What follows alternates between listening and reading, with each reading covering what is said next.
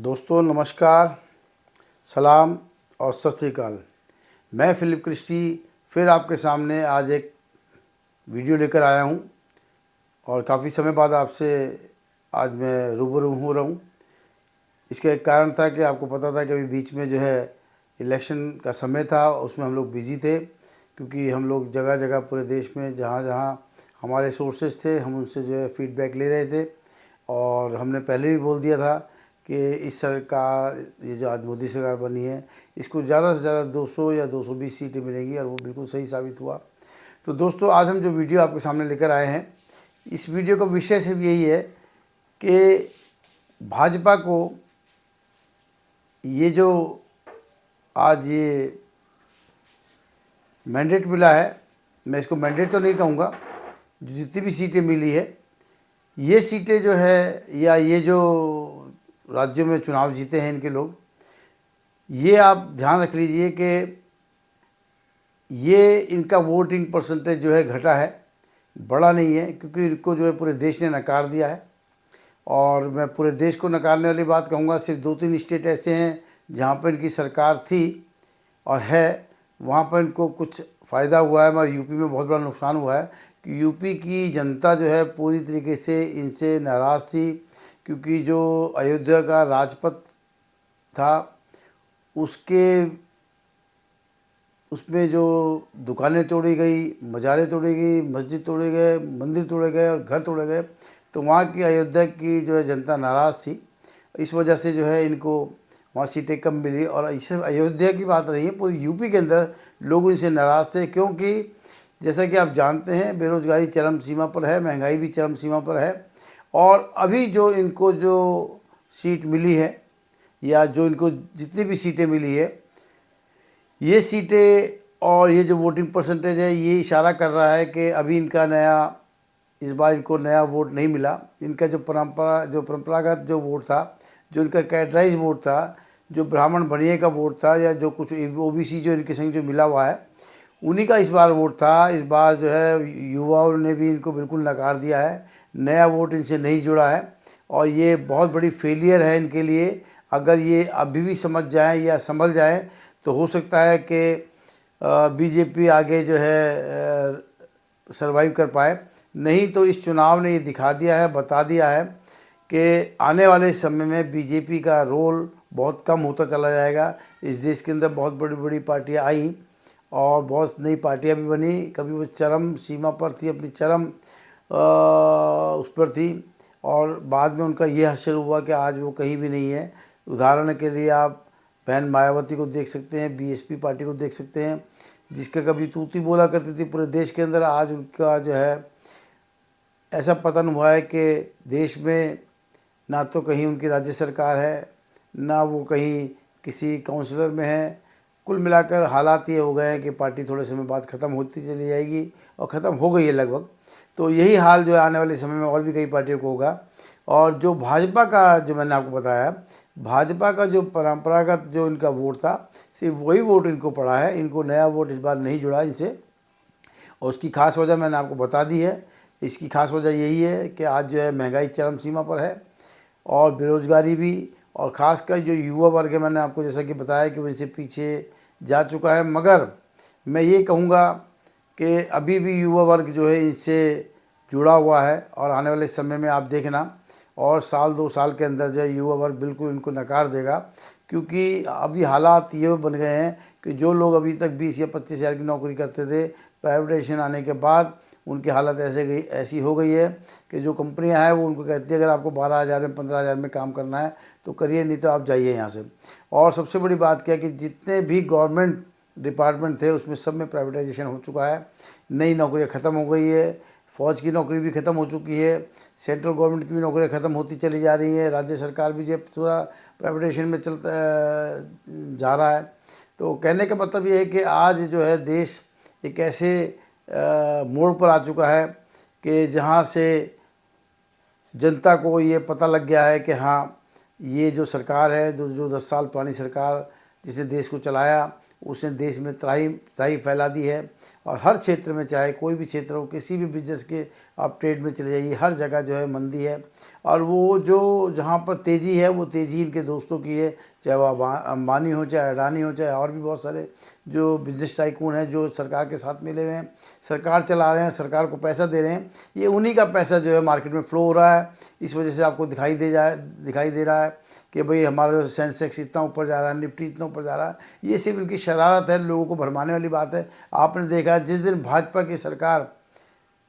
भाजपा का रिज़ल्ट आया और इतना नीचे उसका रिजल्ट निचले पायदान पर आता चला गया, उतना ही जो है सेंसेक्स नीचे चलता चला गया। तो इसका मतलब यही है कि इनके जो लोग हैं, जो इनके साथ है, वो भी डर, कहीं ना कहीं उनमें भी डर बैठा हुआ था। और मैं आपको एक बात और बता देना चाहता हूँ, अभी जो ये सरकार बनी है इससे फॉरेन इन्वेस्टमेंट बिल्कुल रुक जाएगी, क्योंकि अभी जितने भी बाहर के मुल्क हैं वो डरे हुए हैं, उनको नहीं पता ये सरकार कब तक रहेगी। जैसा कि आप सब जानते हैं, ये सरकार पूरे 5 साल चलना इसका बहुत मुश्किल है, क्योंकि जो लोग आज उनके बैसाखी बने हुए हैं उनका कोई भरोसा नहीं वो कब उनको छोड़ दें और हालात देश के कब ख़राब हो जाएं। अभी हमारी वित्तीय जो प्रणाली है वो पूरी डगमगा चुकी है, मगर उसको संभाले हुआ है वो बिजनेस टाइकून, वो बिजनेस वर्ल्ड, वो प्रधानमंत्री के अपने चहेते, अपने दोस्त, जिन्होंने जो है सरकार बनाने में उनकी पूरी मदद करी 10 साल पहले भी और आज भी। तो ये जो इस वक्त आप जो आर्थिक स्थिति हमारे देश की देख रहे हैं, ये बनावटी आर्थिक स्थिति हमारी बना रखी है। ये आर्थिक जो आप देख रहे हैं संपन्नता, ये सिर्फ बनी बनाई है, बना दी गई है, या कुछ लोग इसको बना रहे हैं, मगर असल में जो सच्चाई वो ये है कि आज देश का हर नागरिक परेशान है, चाहे वो सेंट्रल गवर्नमेंट का हो, चाहे वो प्राइवेट का हो, चाहे मज़दूर हो, चाहे किसान हो, चाहे युवा वर्ग हो, चाहे मज़दूर हो। इस वक्त सब लोग जो है परेशान हैं महंगाई से, बेरोज़गारी से। और आपने देखा है जैसे अभी नीट का लीक हुआ है पर्चा, इसी प्रकार और भी कई संस्थाओं के पर्चे लीक हुए हैं, और बच्चे जिन्होंने 3 साल पहले जो है पुलिस विभाग के अंदर जो है अपना इम्तिहान दिया था, उसका अभी तक आज भी कोई रिजल्ट नहीं निकला। 3 साल से वो लोग घर बैठे हैं। कुछ तो हालत ऐसी हो चुकी है कि आज उनकी उम्र भी आगे निकल चुकी है, 5-5 साल हो गए इम्तिहान दिए हुए और आज तक उसका कोई रिजल्ट नहीं निकला है। तो कहने का मतलब है युवा वर्ग भी अब इनसे पीछे होता चला जा रहा है। और ये जो इनको अब की जो वोट मिला है, ये वोट सिर्फ उनका परंपरागत वोट है, उनका कैरेक्टराइज वोट है, जो उनके साथ हमेशा से रहा है। और भाजपा या जो जनसंघ था उसमें उस समय भी सरमाएदार लोग थे, आज भी सरमाएदार लोग हैं। पहले के जो हमारे बुजुर्ग कहते थे कि ये जो पार्टी है सरमाएदार पार्टी है, उन्होंने उनका आंकलन बिल्कुल ठीक था, बिल्कुल सही थे वो लोग। और आज आप देख रहे हैं कि सरमाएदार पार्टी है, इनके संग जो है व्यापारी वर्ग जुड़ा हुआ है, ब्राह्मण वर्ग जुड़ा हुआ है, स्वर्ण वर्ग जुड़ा हुआ है, और उनके साथ साथ जो हमारा जो दलित वर्ग है या कुछ ऐसे लोग हैं जो जिनके रोटी इन्हीं के लोगों के जरिए चलती है, वो लोग इनके संग जुड़ा हुआ है। कुल मिला के 30 से 31% जो है लोग इनके साथ हैं। और आप जानते हैं 30 से 31% में सरकार बन जाती है। और हमारे देश में ये शुरू से नियति है, क्योंकि आपको पता है कि देश के अंदर हमारे यहाँ ज़्यादा से ज़्यादा वोट पड़ता है 60 से 65%, और 65 में से जो भी 31-32% ले आता है, एक अकेली पार्टी लार्जेस्ट पार्टी कहलाती है और उसकी सरकार बन जाती है। तो दोस्तों, आप लोगों को थोड़ा ध्यान रखना चाहिए कि आने वाले समय में आपको क्या करना है। अगर इस बार थोड़ा सा आप सचेत हो जाते, और नहीं, मैं ये नहीं कहूँगा आप सचेत नहीं थे, आप लोग अलर्ट थे, इसीलिए आज इनका ये रिजल्ट आया है। मगर आने वाले समय में जब स्टेट इलेक्शन होंगे तो आप पूरा ख्याल रखिए, इनको स्टेट से उखाड़ फेंकिए, ताकि इनको पता लगे कि इन्होंने देश में क्या किया है। अगर आप लोग इनको वोट करते रहेंगे भाजपा को और इनके संगी साथियों को, तो देश के हालात और बदतर होते चले जाएंगे। तो दोस्तों, मेरी आपसे ये दरख्वास्त है कि आने वाले इलेक्शन जो राज्यों के होंगे उसमें आप इनको आईना दिखाइए, इनको वहाँ से हटाइए, उनको बताइए कि आप इस काबिल नहीं है, देश चलाने के काबिल नहीं है, आप सिर्फ सरमाएदारी पार्टी है, आप सिर्फ व्यापारी वर्ग के लिए काम करते हैं, मजदूर किसान से आपको कोई नाता नहीं है। और आपको मैं एक बात और बता दूँ, आज देश में शिक्षा का स्तर इतना गिर चुका है, इतने हज़ारों स्कूल बंद हो चुके हैं, लाखों स्कूल इस देश में बंद हो चुके हैं। और आज अगर आप इसका एनालिसिस देखेंगे या वर्ल्ड की रिपोर्ट जो है उस पर देखेंगे, तो आज हमारा भारत के अंदर खासकर शिक्षा के लिए जो पहले काम हुआ पिछले 70-75 सालों में, आज हम उससे भी नीचे चले गए हैं। और ये इसलिए हुआ है कि ये चाहते हैं कि इस देश का युवा वर्ग अशिक्षित रहे, वो शिक्षित ना हो, अपने अधिकार, अपने हक और न्याय की बात ना करे। तो इसीलिए इन्होंने बहुत बड़ा प्रोपेगेंडा चलाया। आज पूरे देश के अंदर जगह जगह आप देख रहे हैं कि देवियों के जगह जगह जो है दरबार लग रहे हैं, बाबाओं के दरबार लग रहे हैं, झूठे दरबार लग रहे हैं। इतने दरबार आज पूरे देश के अंदर हो गए। 15-16 साल का बच्चा जो बाबा कहलाता है वो लोगों के पर्चे बनाने लगता है। गली कूचों के अंदर देवियाँ, औरतों ने जो देवियों का रूप ले लिया, उनके सरों पर देवियाँ आ रही हैं। धर्म के नाम पर उन्होंने लोगों को बरगला रखा है। लोग परेशान हैं, उस परेशानी में वो कहीं चाहते हैं कि उसको कोई ऐसी जगह मिल जाए, कोई उनसे प्यार से बोल दे कि हाँ आपका कुछ काम बन जाएगा, या कोई उनको बोल दे धार्मिक आधार पर कि भाई आपका जो है फलाने देवता से या फलाने काम करने से, फलाने टोटके से आपका काम बन जाएगा।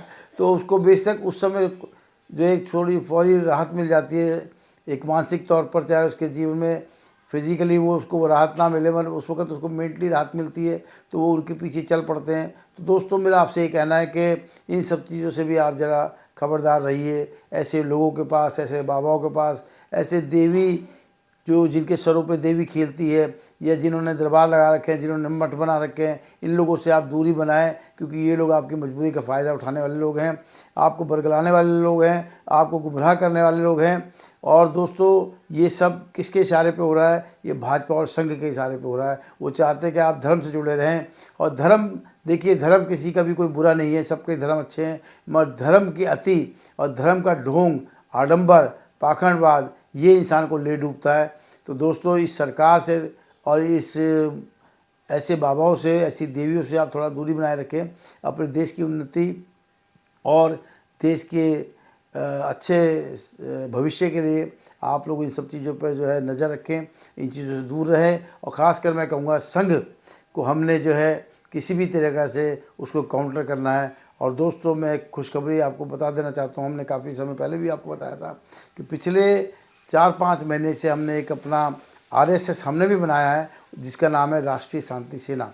आप उससे जुड़िए, देश भर के अंदर इस मुहिम को आगे बढ़ाएं। अगर आपको RSS को काउंटर करना है तो आपको अपने RSS को बढ़ाना होगा, लोगों के अंदर एक जागरूकता लानी होगी, ताकि लोग समझें कि हमने कहाँ जाना है। तो दोस्तों जो मैंने कहना था वो मैंने आपसे कह दिया है। मैंने ये भी आपको बता दिया है कि जो भाजपा का जो परंपरागत जो वोट था वही उनको इस बार पड़ा है, उनसे नए लोग नहीं जुड़े हैं, और जो लोग उनसे जुड़ना चाहते थे वो भी पीछे हट गए हैं, और आने वाले समय में इनका पतन होना निश्चित है। तो दोस्तों मेरी आपसे सिर्फ ये दरख्वास्त है, मैं हाथ जोड़कर आपके आगे विनती करता हूं कि आप लोग अपने दिमाग को खोलें और सच और झूठ के बारे में जो है आप पता लगाएं, और सत्य को हमेशा चुनें। झूठ थोड़े दिनों का होता है, मगर झूठ का जो है कोई बुनियाद नहीं होती, सत्य की हमेशा बुनियाद होती है।